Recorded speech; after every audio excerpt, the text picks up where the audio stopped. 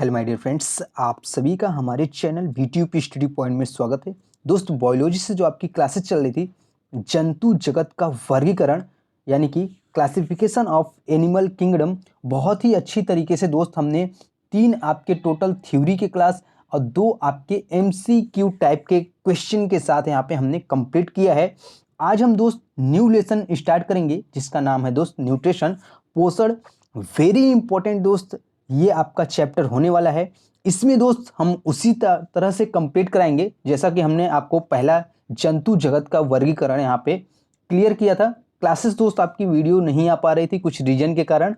अब से आपका कंटिन्यू आपका फिजिक्स और बायोलॉजी का रेगुलर यहाँ पे क्लास मिलने वाला है। दोस्त पोषण की बात करेंगे दोस्त, एक एक पॉइंट हम यहाँ पे समझते हुए चलेंगे। नोट्स दोस्त आप बनाते हुए चलिएगा, सारे पॉइंट उसमें आप कवर करते हुए चलिएगा ताकि आपको इंट्रेंस एग्जाम के समय आप रिवीजन आसानी से कर पाएँ। बात करते हैं दोस्त हम यहाँ पे पोषण की। तो सबसे पहले यहाँ पे हम जानेंगे कि पोषण के इस जो चैप्टर है दोस्त पोषण, इसके अंतर्गत हम क्या क्या चीज़ें यहाँ पे पढ़ने वाले हैं।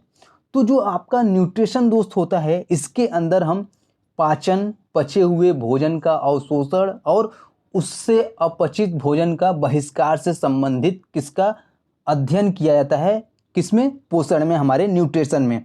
न्यूट्रिशन जो आपका 2 टाइप के होते हैं, ठीक है। पहला होता है आपका स्वपोषण। क्या होता है दोस्त? फर्स्ट आपका होता है स्वपोषण, दूसरा होता है आपका परपोषण, ठीक है। स्वपोषण क्या होता है दोस्त? जो जीव अपना भोजन स्वयं बनाते हैं वो हम क्या कहते हैं, उन्हें स्वपोषण कहते हैं। एग्जाम्पल की बात करें तो सभी हरे पौधे, कुछ एक कोशिकीय जीव जैसे अगर बात करें युग्लिना, ठीक है, वॉलवॉक्स, ये सभी क्या है आपका स्वपोषण जीव हैं जो कि अपना भोजन स्वयं बनाते हैं, ठीक है। दूसरा हम बात करते हैं इंपॉर्टेंट पॉइंट पे, वो हमारा है परपोषण जीव। तो परपोषण जीव जो कि भोजन हेतु अन्य जीवों पर निर्भर रहते हैं जैसे परजीवी और कीटहारी पौधे, ठीक है। ये हमारे क्या हैं, ये सभी परपोषण हैं। यहाँ तक कि दोस्त अपना जो मानव है ये भी क्या है, एक परपोषी जीव हैं। कैसे हैं दोस्त? परपोषी जीव हैं। ये आपका न्यूट्रिशन से रिलेटेड था, आपको समझ में आ गया। न्यूट्रिशन के दोस्त अगले पॉइंट पे हम बात करते हैं फूड, ठीक है, यानी कि भोजन आपका क्या है, इसके बारे में दोस्त हम जानेंगे। और आगे हम बढ़ेंगे, कार्बोहाइड्रेट से रिलेटेड जानेंगे, कंपोनेंट्स ऑफ फूड के रिलेटेड जानेंगे, ठीक है। उसमें आपका भोजन में कार्बोहाइड्रेट जानेंगे, कार्बोहाइड्रेट के सोर्स कौन कौन से हैं, इन सभी चीज़ों को हम आगे डिस्कस करने वाले हैं दोस्त। बहुत ही अच्छी तरीके से वीडियो में एंड तक बने रहिएगा।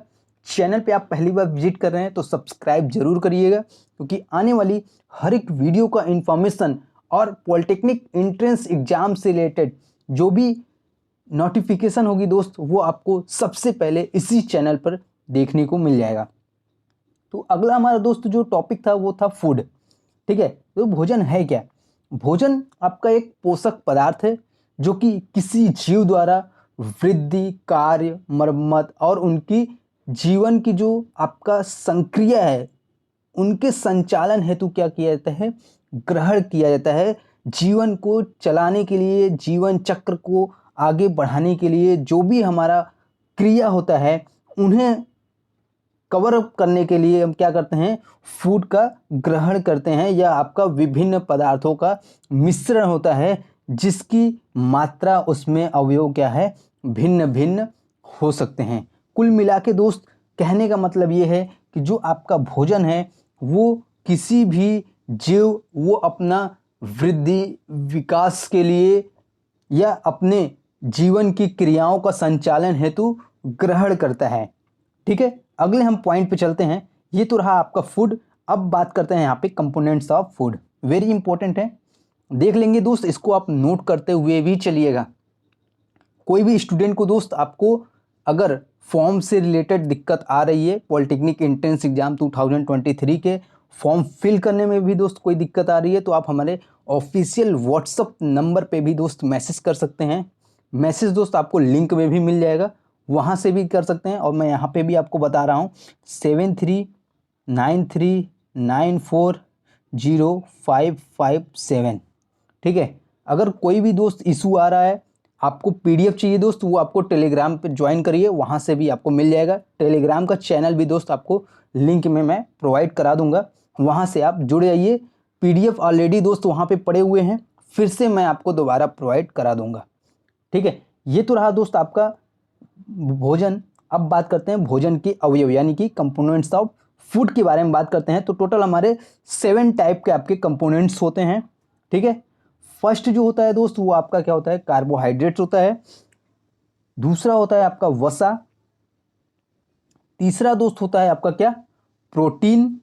पहला दोस्त मैंने आपको क्या बताया, कार्बोहाइड्रेट। दूसरा आपका होता है वसा, इनके बारे में फैट्स होता है दूसरा। ठीक है, तीसरा आपका होता है प्रोटीन। चौथा होता है आपका खनिज लवण।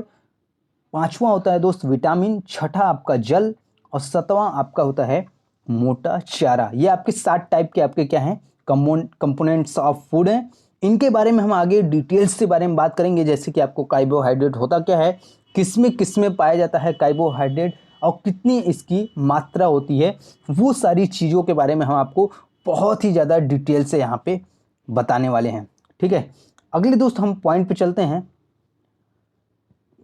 हमारा नेक्स्ट जो हमारा पॉइंट है अभी, कार्बोहाइड्रेट 7 जो मैंने आपको बताया कंपोनेंट्स ऑफ फूड, इसके बारे में हम यहाँ पे बहुत ही डिटेल्स से बात करेंगे। सबसे पहले बात करेंगे कार्बोहाइड्रेट, उसके बारे में बात करेंगे टाइप्स ऑफ कार्बोहाइड्रेट्स। ठीक है, तो कार्बोहाइड्रेट्स जो है वो आपका पॉलीहाइड्रेट्स, एल्डिहाइड अथवा कीटोन होते हैं, जो कि CH और O से बने होते हैं। ठीक है, इसमें आपका जो रेशियो होता है वो 1:2:1 का होता है। ठीक है, जो आपका कार्बन, हाइड्रोजन और ऑक्सीजन का जो रेशियो होता है 1:2:1 होता है। इसके हम सामान्य सूत्र की बात करें दोस्त, तो सामान्य सूत्र आप नोट कर लीजिए, एंट्रेंस एग्जाम में भी पूछा जाता है कि इसका सामान्य सूत्र क्या होता है। ठीक है, नोट कर लीजिए दोस्त, CnH2O, N जो क्या है, ये आपका कार्बन में परमाणुओं की संख्या है। ठीक है, नंबर ऑफ एटम है किसमें, कार्बन में आपका। फॉर्मूला दोस्त क्या है, CnH2O और पूरे आपका इस पे होल N। ठीक है, ये आपका किसका, कार्बोहाइड्रेट के फार्मूले हैं। कार्बोहाइड्रेट हमारे शरीर हेतु ऊर्जा का जो मुख्य स्रोत है, ये हमारे क्या है, ऑक्सीकरण के पश्चात शरीर में ऊर्जा उत्पन्न करते हैं। और 1 ग्राम कार्बोहाइड्रेट के ऑक्सीकरण से हमें 17 किलो जूल ऊर्जा निकलती है, हमें मिलती है। अथवा हम किलो कैलोरी की बात करें तो 4.1 किलो कैलोरी। ठीक है, कितना, 4.1 किलो कैलोरी ऊर्जा निकलती है 1 ग्राम कार्बोहाइड्रेट से। ठीक है, तो ये आपका वेरी इंपॉर्टेंट है, इसको भी दोस्त नोट कर लीजिएगा। हमारे भोजन की कुल ऊर्जा में से लगभग 60 से 80% जो हमारी ऊर्जा होती है, एनर्जी होती है, वो किससे आती है, कार्बोहाइड्रेट से आती है। ठीक है, और कार्बोहाइड्रेट हमारे शरीर का लगभग 1% भाग जो है वो क्या है, वो हमारा कार्बोहाइड्रेट है। ठीक है, अब बात कर लेते हैं हम यहाँ पे types of carbohydrate. Very important है दोस्त, कार्बोहाइड्रेट्स ध्यानपूर्वक समझिएगा। इसको भी मैं आपका जो न्यूट्रिशन का चैप्टर है ये बहुत ही जल्द कंप्लीट कर दूंगा। इसमें आपके टोटल 2 से 3 आपके यहाँ पे थ्योरी के क्लास होंगे और 2 आपके क्या होंगे, MCQ टाइप के क्वेश्चन। जो मैंने आपको बताया है एग्जाम के समय में मैं आपको केवल और केवल MCQ टाइप के क्वेश्चन सॉल्व कराऊंगा। वेरी इंपॉर्टेंट क्वेश्चन होंगे जो कि एंट्रेंस एग्जाम में आए हुए क्वेश्चन होंगे, वो मैं आपको उस टाइम पे वहाँ पे सॉल्व कराता जाऊँगा। अभी दोस्त आप अपनी प्रिपरेशन यहाँ पे कंटिन्यू रखिए, लगातार दोस्त आप अपना स्टडी बनाए रखिए। तो यहाँ पे बात करते हैं दोस्त टाइप ऑफ कार्बोहाइड्रेट्स के बारे में। तो शर्करा अणुओं के आधार पर इन्हें हम 3 भागों में बांटा है। ठीक है, पहला है मोनोसैकेराइड्स, क्या है दोस्त, मोनोसैकेराइड्स। दूसरा है डाइसैकेराइड्स। तीसरा है पॉलीसैकेराइड्स। ठीक है, तो इसके बारे में हम बात कर लेते हैं तीनों के बारे में। तो पहला कौन सा है, मोनोसैकेराइड्स। ये आपका सबसे सरल आपका कार्बोहाइड्रेट होता है और इसमें केवल एक शर्करा के अणु बनते हैं। जैसे एग्जाम्पल की बात करें, ग्लूकोस, फ्रक्टोस, गैलेक्टोस इत्यादि, ये अब क्या है, मोनोसैकेराइड्स के अंतर्गत आते हैं। ये आपके टाइप्स ऑफ कार्बोहाइड्रेट्स हैं। ठीक है, अगले दूसरे की बात करते हैं दोस्त हम, डाइसैकेराइड्स। ठीक है, डाइसैकेराइड्स ये आपका मोनोसैकेराइड्स की 2 इकाइयों में बने होते हैं, जैसे सुक्रोज चीनी शहद, माल्टोस लैक्टोस, लैक्टोस में क्या है दुग्ध, और शर्करा ये क्या है मोनोसैकेराइड्स की 2 इकाइयों के भी बने होते हैं, जिन्हें हम क्या कहते हैं डाइसैकेराइड्स कहते हैं। ठीक है, अगले टॉपिक पे आते हैं, पॉलीसैकेराइड्स की बात करते हैं। पॉलीसैकेराइड्स क्या होते हैं, ये बहुत सी आपके मोनोसैकेराइड्स इकाइयों की ग्लीकोसाइडिक्स बंध द्वारा जुड़ने से बनते हैं, जैसे सेल्यूलोस, स्टार्च, ग्लाइकोजन, काइटिन। ठीक है, अब जैसे बात करते हैं स्टार्च, तो स्टार्च किस में पाया जाता है, ये आपका आलू में पाया जाता है। ग्लाइकोजन जंतु यकृत में पाया जाता है। ठीक है, काइटिन ये आपका आर्थ्रोपोडस के कवच में पाया जाता है। तो ये सब सारे आपके क्या है इंपॉर्टेंट पॉइंट हैं, इसे दोस्त आप नोट करते हुए ही चलिए। ठीक है, अगले दोस्त हम पॉइंट पे चलते हैं। अगला हमारा पॉइंट है कार्बोहाइड्रेट्स इन फूड। ठीक है, भोजन में कार्बोहाइड्रेट, तो भोजन में पाए जाने वाले कुछ कार्बोहाइड्रेट हैं जो कि अभी आपको बताएंगे, जैसे सेल्यूलोस, शर्करा, स्टार्च, इंसुलिन। ठीक है, ये सभी क्या हैं आपके जो कि भोजन में हमारे पाए जाते हैं। तो सबसे पहले दोस्त हम बात करेंगे यहाँ पे सेल्यूलोस की।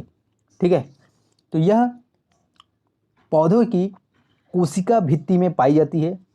कपास एवं कागज शुद्ध सेल्यूलोस के बने होते हैं। यह आपका ग्लूकोज का ही एक बहुलक है जिसका नाम है सेल्यूलोस। ठीक है, पशुओं में सेल्यूलोस का पाचन होता है, परंतु मनुष्य में इसका पाचन नहीं होता। पशु के बारे में बात करें, एग्जाम्पल गाय, भैंस, बकरी इत्यादि, इसमें क्या है सेल्यूलोस का पाचन होता है। ठीक है, शर्करा में बात करते हैं दोस्त यहाँ पे शुगर के बारे में, तो यह आपका मीठा क्रिस्टलीय सफ़ेद और झल में घुलनशील पदार्थ है। मुख्यतः किसमें पाया जाता है, फलों में पाया जाता है। ठीक है, ग्लूकोज शर्करा की अतिरिक्त मात्रा यकृत में ग्लाइकोजन के रूप में तथा शरीर के अन्य भागों में वसा के रूप में संग्रहित रहती है। यकृत की ग्लाइकोजन रुधिर में शर्करा का स्तर नियंत्रित करती है। ठीक है, ये सभी आपकी वर्क हैं इसके। जैसे आपका ग्लाइकोजन का वर्क क्या है, तो वो आपका यकृत में जो रुधिर में शर्करा होता है, रक्त में जो भी शुगर होते हैं उसको क्या करता है, उसके स्तर को कंट्रोल करता है। ठीक है, यानी लेवल आपका मेंटेन करता है वो। स्टार्च के बारे में दोस्त जान लेते हैं यहाँ पे, तो पादप कोशिकाओं का संग्रहित पदार्थ हमारा स्टार्च कहलाता है। रासायनिक रूप से यह आपका एक एमाइलोज एवं एक एमाइलोपेक्टिन का मिश्रण होता है, जिसे हम स्टार्च कहते हैं। और इनका जो रेशियो होता है दोस्त, वो आपका 1:1:4 का होता है। कितना होता है, 1:4 का होता है। तनु HCl द्वारा यह ग्लूकोज में आपका क्या है अपघटित हो जाता है स्टार्च। ठीक है, बात कर लेते हैं दोस्त इंसुलिन की। ठीक है, इंसुलिन कुछ पौधों की जड़ों व कंदों में पाए जाने वाला यह वे स्टार्च होते हैं जो कि फ्रक्टोज में जल अपघटित हो जाता है। ठीक है, ये आपके क्या है इंसुलिन है। अगले हम पॉइंट पे चलते हैं दोस्त, कार्बोहाइड्रेट के स्रोत यानी कि सोर्स ऑफ कार्बोहाइड्रेट्स। आज के दोस्त इस वीडियो का लास्ट टॉपिक है। नेक्स्ट जो भी हमारा यहाँ पे आएगा, नेक्स्ट वीडियो जो आपकी क्लासेस है, वो आपका अभी हमने क्या बताया कंपोनेंट्स ऑफ फूड, अभी हमने कार्बोहाइड्रेट्स पढ़ा। इसके बाद हम पढ़ेंगे दोस्त यहाँ पे वसा, प्रोटीन, खनिज लवण, विटामिन, जल और मोटा चारा। ये सारी चीज़ों के बारे में हम बहुत ही अच्छी तरीके से यहाँ पे जानेंगे। ठीक है, तो अभी आज के दोस्त इस वीडियो का लास्ट टॉपिक है कार्बोहाइड्रेट्स के सोर्स। ठीक है, तो इसके जो मुख्य स्रोत हैं वो क्या हैं, आलू, फल, फलों में बात करें तो केला, आम। ठीक है, अनाज, शर्करा, रोटी, दूध इत्यादि, इसमें क्या है हमारे कार्बोहाइड्रेट्स के ये आपके मुख्य सोर्स हैं। ठीक है, मेन सोर्स। अनाज की बात करेंगे तो अनाज में आपका क्या चावल, गेहूँ, मक्का, ये क्या है ये आपका सोर्स ऑफ कार्बोहाइड्रेट्स। ठीक है, जिसमें आपका मोस्टली इसमें पाया जाता है। अगर शुगर की बात करें तो उसमें आपका शहद, गन्ना, चुकंदर, जैम, इसमें आपका क्या है कार्बोहाइड्रेट्स अत्यधिक मात्रा में पाया जाता है। कार्बोहाइड्रेट्स की अत्यधिक मात्रा लेने से पाचन तंत्र संबंधित रोग आपके उत्पन्न हो जाते हैं। कार्बोहाइड्रेट्स की अत्यधिक मात्रा लेने से बच्चों एवं वयस्कों में कैसा मोटापा रोग ग्रसित हो जाते हैं। ठीक है, समझ में आ गया दोस्त। आज के क्लासेस में बस इतना ही। आशा करते हैं हमने जो भी न्यूट्रिशन से आपका फर्स्ट यहाँ पे क्लासेस अटेंड किया यहाँ पे, सेकेंड दोस्त आपका जो भी वीडियो आएगा वो मैंने आपको बता रखा है कौन कौन से टॉपिक पे आएगा। ठीक है, आशा करते हैं आज की इस वीडियो में जो भी टॉपिक हमने कराया आपको समझ में आ गया अच्छी प्रकृति से। नहीं समझे दोस्त तो फिर से एक बार रिवाइज कर लीजिएगा, और हो सकेगा दोस्त तो नोट्स जो आप ज़रूर बनाइएगा, पॉइंट सारे आप नोट करते हुए ही चलिएगा। एग्ज़ाम के समय में आपको थोड़ा सा भी दिक्कत नहीं आएगा। वीडियो को दोस्त ज़्यादा से ज़्यादा शेयर करिएगा ताकि और भी स्टूडेंट के पास पहुंच सके। Thank you so much.